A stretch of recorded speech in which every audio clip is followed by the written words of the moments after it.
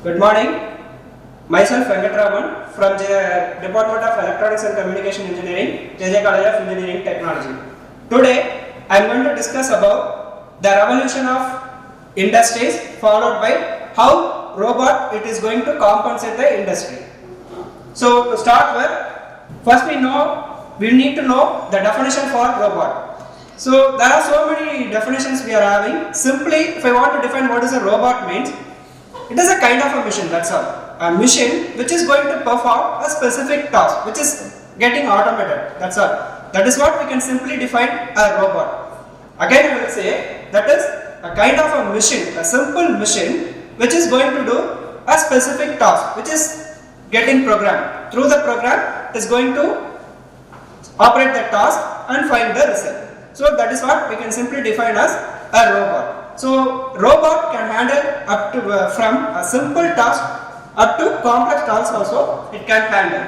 So there are so many classification of robots, but here today we are going to discuss about what is industrial robot, how it is differing from a normal robot when compared with industrial robot. So generally we know that if it come to industries means mainly what the industries play, it is going to manufacturing, it is going to do for manufacturing process only. So that's how the definition changes.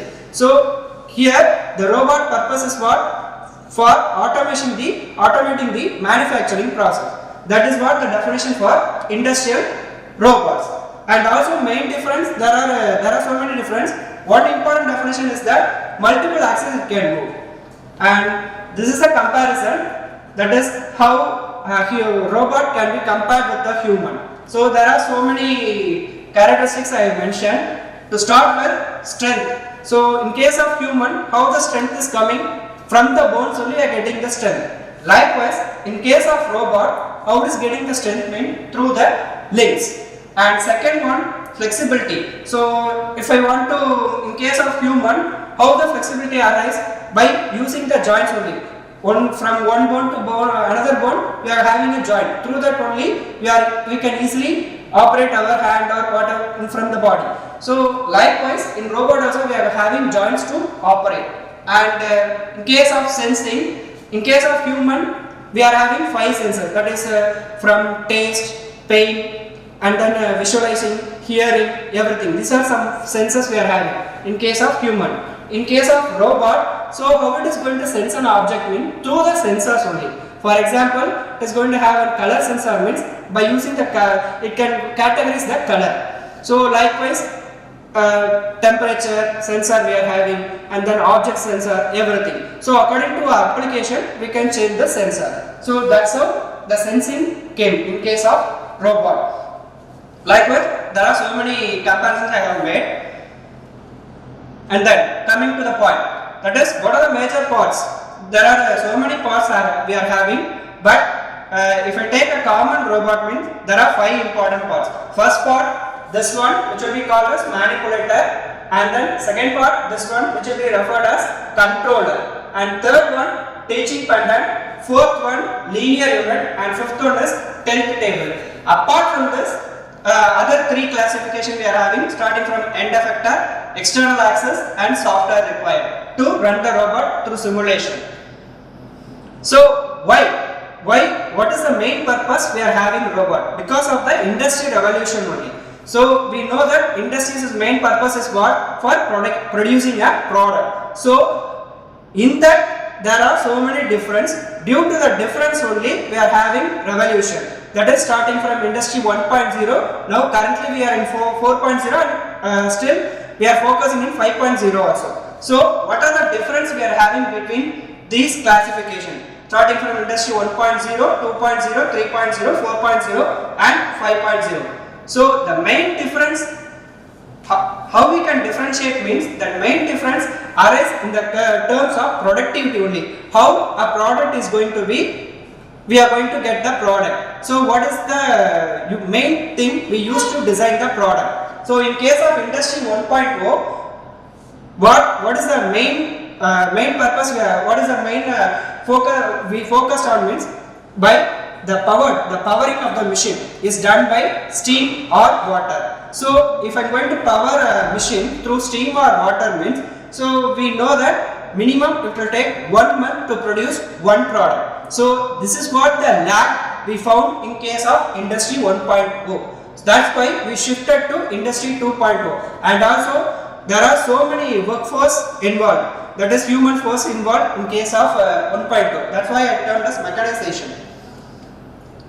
And then that is the reason we are shifting to industry 2.0. So industry 2.0 refers what means, again based upon the production difference only. So here every machine we are going to power through electricity. So meaning that what, once electricity born means, so the productivity increased. So due to that, suppose for example in industry 1.0, to make a one product, if I take 1 month means, in case of electricity I can do it to design a product in 1 day. So that is the difference between 1.0 and 2.0. But still everything is what, in analog mode only. So due to that there are so many differences and lagging we found in 2.0. So this is the reason we are shifting to industry 3.0. In the electronic scale, that is everything we process through digital. There in 2.0 analog input only we gave, and every response we took by using analog tool only. So that's why the speed of operation is less and production also become less. So to overcome this, we are going for industry 3.0 where electronics emerge. So through that every machines become digitalized. So and also automation concept came. That is it. This is the area where robot emerge. So that's why I shown the figure here, arm robot. And this is what the era currently we are having, that is industry 4.0. So what is the difference between 3.0 and 4.0 means? So more number of digitalization came, that is IoT, that is Internet of Things, and then cyber systems, everything is automated, and minimum of workforce is minimized. So this is what the main difference we are having in case of 3.0 and 4.0. And this is 5.0. So what is the difference between 4 and 5 means? So we in 4 there is no connectivity between human and robot. Here we are going to give the connectivity between human and robot. So that is what the difference between industry 4.0 and 5.0. So to summarize, in industry everything the difference is mainly categorized based upon the process, how the process is carried out. In case of industry 1.0, every machine is powered either by using steam or by using water. And in 2.0, electricity came. And in 3.0, digitalized. Everything become digitalization. That is electronics born. So process got very smoothly. Process runs very smoothly. And in 4.0, IoT, again so many technologies involved. And in 5.0, the collaboration between human and robot, cognitive system, and more customization can be done. This is the main difference between 4.0 and 5.0. In case of 4.0, the customization is very minimum only. But in case of 5.0, this is what still we are working under research only. That's why current technology based, everything based on industries running only on 4.0 only. And what are the advantages we are having in 5.0? First one, a higher value jobs. That is, we know what about the job. So compared to 4.0, since human interaction became more, jobs will be more. And second one, production efficiency will be increased. And third one, everybody nowadays working towards on what, sustainability design goals. So that is also possible in case of 5.0. So likewise, these are some of the advantages. Whatever the advantages we are having, likewise, we are having the limitations also, that is challenges in 5.0. The first very important challenge is that development of new skills. For example, whichever technology is coming means, accordingly we need to update our skills. So that is the main limitation. So updation still lagging. That's why we are still in 4.0, not become 5.0. And second one, adoption of new technologies. And also the same, whichever I indicated here also it is applicable. And investment will be more, because if I want to move to shift to 4.0 from 4.0 to 5.0, main thing is we need investment. Initial cost will be more, but this one it is not possible in case if it is a small scale industry or medium scale industry. So huge investment will be more. That is also challenging stuff.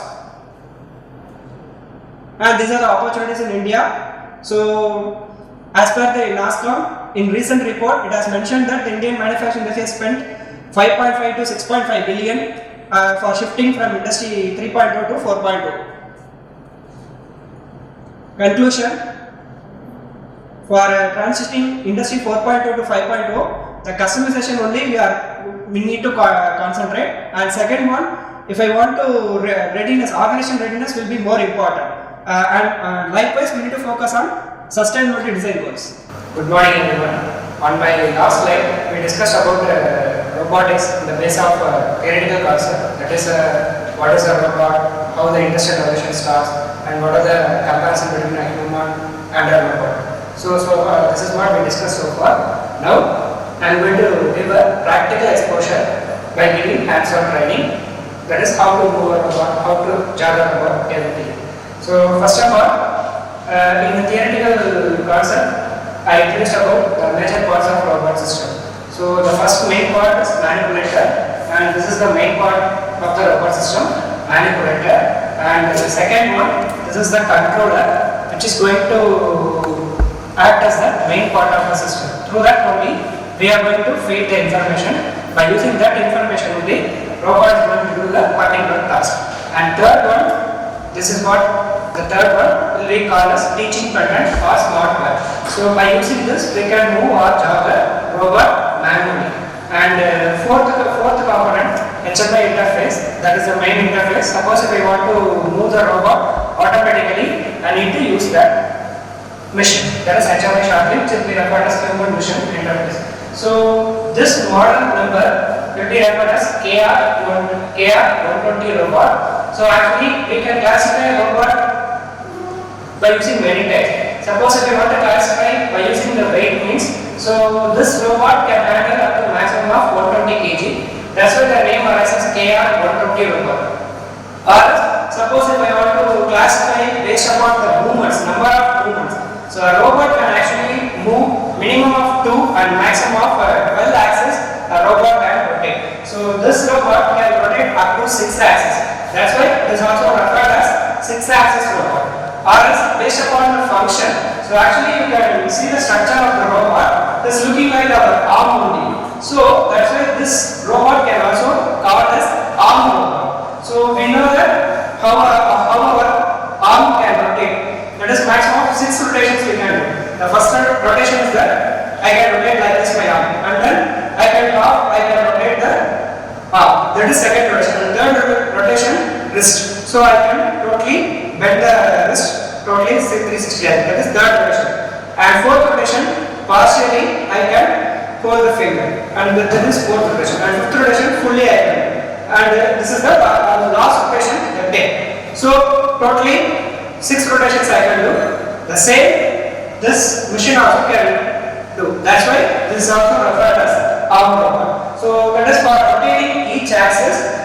For in this case, there are 6 axes that can rotate. For each axis, we are going to have one motor. So it may be AC or DC servo motor. Maximum in every function we use only AC motor only to operate the axis of the particular block. So this is the first axis, and this is one. That is the bottom will be the first axis, and this is the second axis A2, and this will be third axis, and this will be fourth axis. And this one will be fifth axis, and this one last one will be sixth axis. So totally 6 axis. For each axis, it is going to use a motor to rotate. Now we will go for how we are going to move the robot. So as I said earlier, either I can do it manually or else I can use automatic operations. So if I want to do manually means I need to use this teaching pattern to move the robot each and every rotation. Suppose if I want to do it manually, if I want to do it automatically, I need to use this HMI interface. So the difference between manual and automatic is, in the case of manual rotation, each and every degree of rotation, that particular operator should move. But in case of automatic, it's not like that. It just like start and stop button. If I want to start the operation, just press the stop button, and it will work automatically. It will do the operation continuously till we manually stop the button. So that is the difference between manual and automatic. Let us show an example how to move the robot automatically. So first we have to fix the positions at what rotation it need to move and what type of program it is going to perform. So everything we have to fix by using this pattern, and then we need to feed the information in this HMI interface if you want to do it automatically. So for example, so I am going to do an operation, through that we come to know in which direction a robot can maximum move, that is from 0 to 360 degree axis. In each and every direction how much rotation it is going to do. So that operation will be known as simply dancing robot. So we have already programmed it. Let us see how it works.